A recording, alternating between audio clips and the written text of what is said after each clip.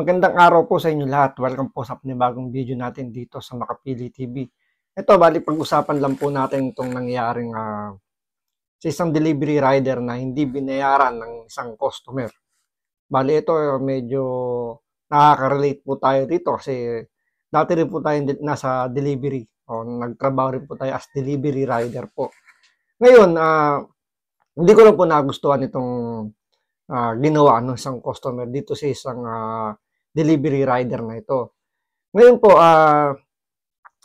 kayo na pong humusga. Ano ba yung take nyo po dito sa video na to? Kasi po para sa akin, masyadong minaliit o masyadong hinamak dito yung isang delivery rider na i-deliver na nga niya yung parcel na pinapadeliver sa kanya. Hindi pa siya halos bayaran or ayaw pang muntik pa siyang di bayaran itong customer na to. Umabot sa punto na parang yung delivery rider pa yung nagmamakaawa na bayaran lang siya kahit magkano na lang dahil nga nagagalit itong customer na to. Itong customer na to, hindi natin alam kung may pambayad ba to o talagang sinadya lang ayaw yung magbayad. Kasi nagagalit siya dahil na-late daw yung parcel na i-deliver sa kanyang document. So, bago natin ito simulan, panoorin po muna natin itong video na to para medyo magkaroon tayo ng idea or makita ninyo kung sino ba yung may mali sa dalawa. So, panoorin po natin. Ma'am, delivery po. Bayad na po ba? Wala pa po. Opo. Babayaran ng 133. Bakit po? Bakit kita babayaran ng 133? Naghintay ako ng tagal sa'yo. Dahil naghintay ka. So, yun. 133 lang po ang babayaran nitong customer to sa isang delivery rider na I think nanggaling pa to ng Parañaque to Pasig. Ngayon, nagagalit yung customer bakit daw natagalan yung pag-deliver ng kanyang parcel. So, ayaw niya magbayad ng 133 pesos. So, tuloy po natin. Kasabay. Ano ba usapan sa lala mo? Pwede humanap ng kasabay. Dahil pag merong documents o anong gamit na in-order sa inyo, diretso nyo palaging dinadala yun. Hindi ako magpapa... So, ito, Lalamove rider po ito. So, ang inireklamo nitong customer na to na bakit daw naghanap pa ng kasabay na deliver itong rider na dapat daw i-deliver daw kagad sa kanya yung documents na yun. Una-una po, allowed po ang mga Lalamove rider na mag-double book. So, kumuha po ng mahigit sa isa pang deliver. Dahil sa sobrang baba po ng rate ng Lalamove, tapos ang mahal pa po ng gasolina, ng maintenance, ng motor. So, yun po yung ginawang hakbang ng Lalamove para matulungan po yung kanilang mga partner rider daw na makabawi kahit paano. So, ina-allowed po na mag-double book itong mga delivery rider po, itong especially Lalamove. Pinapayagan po na magkaroon ng double book para ngayon nga, katapano, bago nila i-deliver or bago sila pumunta doon sa drop-off, sa pagdi-deliveran, at least meron silang dalawang booking na makuha para at least, di ba, yung konsumo ng gasolina is medyo maximize po. Dahil syempre yung layo ng biyahe, kung isa lang ang dadalhin mo dyan, medyo talo ka. Dahil kung konsumo ka dyan ng halos kalahating litro ng gasolina. So, tuloy pa po natin to. Alam ko, nagtatrabaho din mo ako eh. Si ma'am, nung time na yon, bali, dumaan ako, kumain po ako. Wala ko. Sa problema ko yung pagkain mo. Wala daw siyang problema doon sa pagkain ng delivery rider. So, yun ang rason nitong delivery rider na kaya na-late yung pag-deliver niya. So, nag-double book po siya. So, dalawang booking po yung dala niya. Ibig sabihin, dalawang booking yung hawak niya. And then, nagutom na siya. So, kumain muna siya bago niya i-proceed yung delivery dito sa customer na to. Yun yung kinagagalit nitong customer to na gusto niya dapat madala kagad sa kanya yung documents. Pero, yun nga, parang ayaw tanggapin ng customer yung paliwanag niya na kumain siya. Unang-una po, syempre, hindi naman po siya empleyado nitong customer na to. Nag-book lang po siya ng services para i-deliver yung parcel o yung documents na inaantay niya. So, hindi naman dapat pagbawalan yung delivery rider na kumain kung nagugutom. 'Di ba? Hindi naman kami obligado na magpaalam bago kami kumain. Hindi yan kagaya ng nasa mga opisina na talagang may oras lang ng pagkain. Kaming mga delivery rider po, pag kami nagutom, kakain kami. Wala hong hindi namin kailangan magpaalam bago kami kumain. Kasi nga hindi naman kami hindi naman kami empleyado, hindi naman kami totally empleyado ng Lalamove. Sabi nga ng Lalamove diyan, kami delivery partner rider po nila. So hindi kami kailangan magpaalam kung kami kakain na. Pag in-orderan mo kayong mag-deliver ng dokumento, babayaran kita kalahati. What ma'am, hindi naman ganun po. Ay, sige, di ba reklamo kita ngayon? Reklamo kita. Sige ma'am. Tingnan nyo, yan yung mga panakot parati ng mga customer nang nagbubook sa Lalamove na kapag hindi nila nakuha yung gusto nila, ang laging panakot is irereklamo namin kayo. So alam naman po natin na kapag nagreklamo ang customer sa Lalamove, nireklamo yung rider, most likely may sanction kagad yan sa rider. Pero kapag yung rider yung nagreklamo sa Lalamove tungkol sa kliyente, medyo alanganin pa yan na mabigyan ng sanction. Siyempre customer nila yan. Kung ganyan lang yung magiging gravity nung reklamo ng rider, hindi yan masyadong papansinin. Pero pag ang customer ang nagreklamo sa rider, antemano yan. May kagad yan, may sanction kagad yan.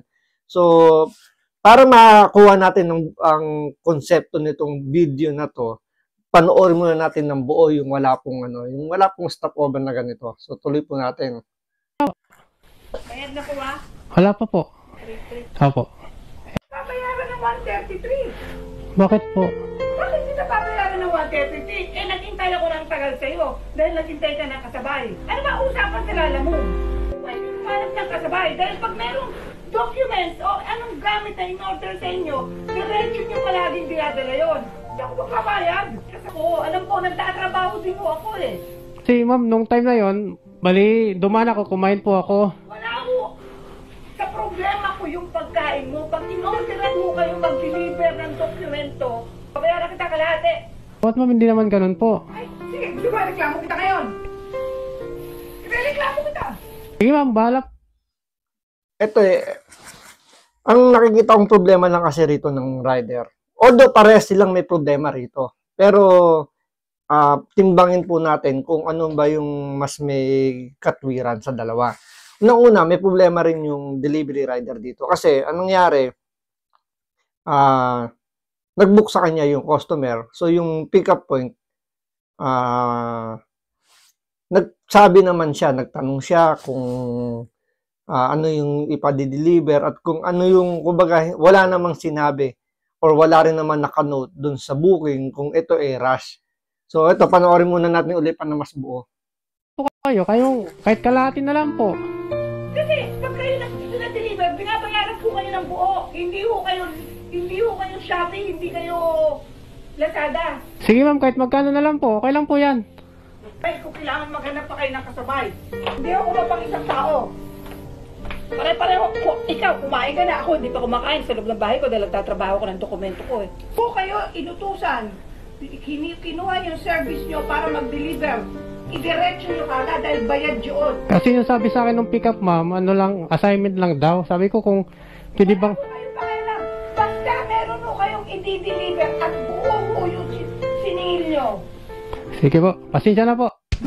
Ngayon, ito. Pwede bang... Basta meron ho. Ngayon, ito ang nakikita kong problema rito. So, both parties may problema. Una-una po, dito tayo sa delivery rider. Although, yun nga, sabi nga niya, nagpaalam naman siya or nagtanong muna siya sa pick-up point kung ano ipa-deliver at kung wala naman binanggit sa kanyang rush. So, wala rin naman nakanote dun sa booking kung rush po yun. Kasi kung may rush po yun, nakalagay yun, may priority fee kung additional nababayaran doon. Ngayon, ang problema lang, hindi niya kasi in-inform yung drop-off niya na siya ay kukuha ng isa pang booking para yun nga maging ma-consume niya ng ma-maximize niya yung gasolina niya. So hindi niya na-inform na kukuha siya ng pangalawang booking.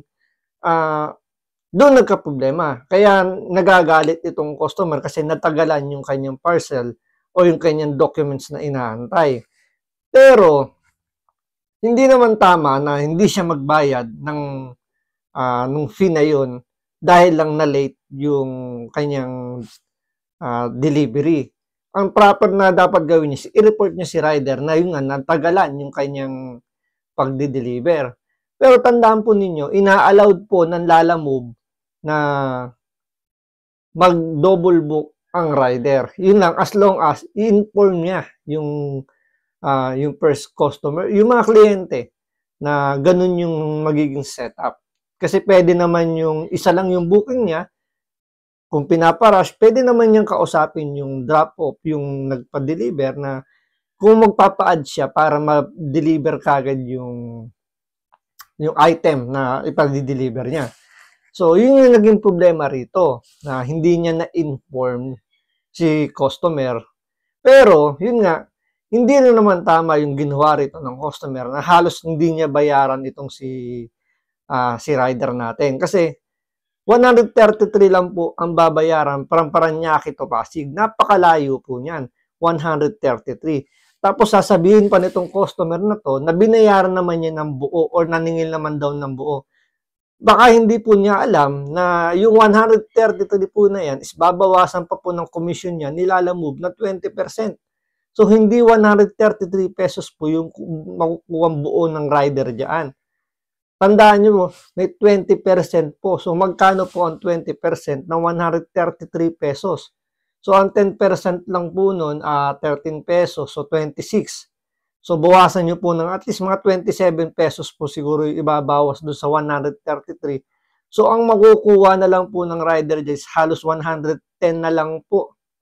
Or wala, less than 110 na yung makukuha niya. Ganun lang po kababa. Tapos, hindi pa babayaran ng buo. Hanggang umabot sa si rider na lang nagsabi na sige kahit magkano na lang po dahil tinakot na siya nitong customer nito na siya i-report kay Lalamove. Alam naman po natin, gaya ng sinabi ko kanina, kapag si customer ang nagreklamo, inireklamo niya si rider, sigurado may sanction yan. Either masususpend yung kanyang account, hindi siya makakabiyahe ng ilang araw, or mababan yung kanyang account. Pero pag si rider yung nagreklamo sa customer service ni Lalamove, is halos walang mangyayari doon sa complaint niya. Siyempre, customer ni Lalamove yan, nagbabayad yan. Diyan sila kumikita. So, halos walang sanction dyan. Maliban na lang kung yung in-report na problema ni rider is in-scam siya ng customer. So, yun lang yung pwedeng maging grounds para i-block yung customer na yun. Pero kung ganyan mga senaryo, most likely, hindi yan masyadong papansinin ng opisina ni Lalamove. Baka nga si rider pa yung mabaliktad na masabihin mas may kasalanan. Pero, merong kasalanan dito si customer. Yun nga, pwede naman yan tawagan itong si delivery rider, itong si Lalamove rider natin, kung pinararush niya at medyo natatagalan. Pwede naman yan tawagan, kung i-update, humingi siya ng update kung nasaan na tong rider na to. Para i-inform na sabihin niya, kuya, rush po kasi yung documents niya. Rush po yung documents niya yan. Kailangan ko na po yan. Baka pwedeng pakiuna na po yan dalhin dito. So, si rider naman, sigurado naman tayo, mukhang namang responsable rito si rider. Pwede naman niyang unahin yung delivery na yon. Pero wag naman sana yung ganyang ginawa ni customer na halos sinabi niya hindi niya babayaran, parang muntik na siyang madulas, sabi niya wala siyang pakialam kung kumain siya. Pero tandaan po ninyo, sinabi pa rin niya na siya daw nagtatrabaho, yung nga lang nasa bahay. Yun na nga po eh. Diba? Nagtatrabaho siya, nasa loob lang siya ng bahay. Hindi kagaya ni delivery rider na umaga pang nasa lansangan na yan. Nasa kalsada na bumibiyahe yan. Alam niyo naman po kung gaano kahirap, kung gaano kadelikado yung pagbiyahe sa kalsada ngayon. Nakalagay po yung buhay naming mga rider dyan. Tapos mamadaliin po ninyo na parang pakiramdam ninyo na bayaran nyo yung, ng buo yung rider. Paano kung may mangyari doon sa delivery rider? Pwede bang sabihin ng rider na kayo po yung nag-book sa akin, so dapat sagutin nyo yung nangyaring aksidente sa akin. Di ba? Ang sasabihin lang yan ng customer is wala naman akong pakialam, hindi naman ako yung parang hindi ko responsibilidad na tulungan kayo, doon ko humingi sa opisina ninyo.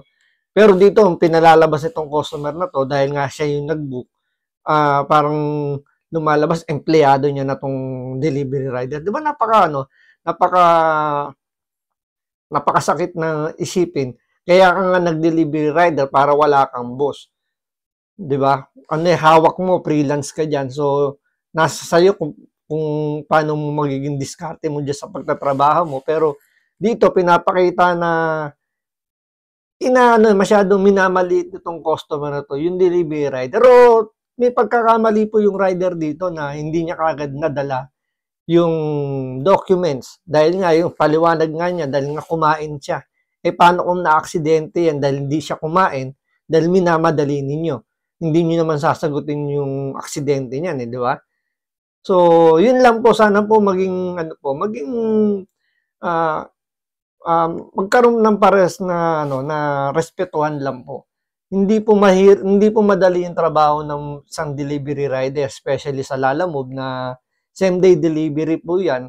Ang pakiusap lang po namin diyan, sana po maintindihan din po ninyong mga customer na mahirap magmadali. Mahirap mong magmadali sa biyahe. Siyempre may pamilya rin po nag-aantay sa bahay naming mga rider. So iniingatan din po namin na may mangyaring hindi maganda sa amin. So yun lang po, sana sa mga rider din po, maging leksyon din po yung ganitong senaryo na every time po na meron tayong delivery, kahit po sabihin natin, yun lang, kakain or yun nga, magkukuha ng isa pang booking, is i-inform po yung mga kliyente para maiwasan po yung ganyang mga problema. Ngayon, halimbawa, first booking mo na may nakuha kang ganyan, tapos, yun nga, kukuha ka ng panibagong booking, itanong mo muna yung customer kung okay lang na hindi naman kung okay lang, sabihin mo lang na kukuha ka pa ng isang booking dahil kailangan mo ng kasabay para yun nga, yung hindi masayang yung gasolina. Ngayon, kung hindi pumayag si customer dahil rush yung kanyang items, yung kanyang parcel, so hindi na lang kayo ng additional payment. Ngayon, kung hindi siya pumayag, cancel nyo na lang yung order na yun para at least, di ba, na maiwasan yung ganyang problema. Dahil at the end of the day, mangyayari dyan, delivery rider po yung talo dahil nga yung mga customer ini-expect lagi na makuha ka agad na yung parcel lang mas mabilis. So yun lang po, sana magkaroon ng maayos lang na usapan bago nyo i-deliver or bago nyo i-accept yung mga order. So yun lang po. Sana po hindi na po maulit yung mga ganitong bagay kasi napakasakit po sa isang delivery rider na parang tinatapakan pa sila yung kanilang trabaho ganyan. So maraming salamat po. Ingat po kayo palate.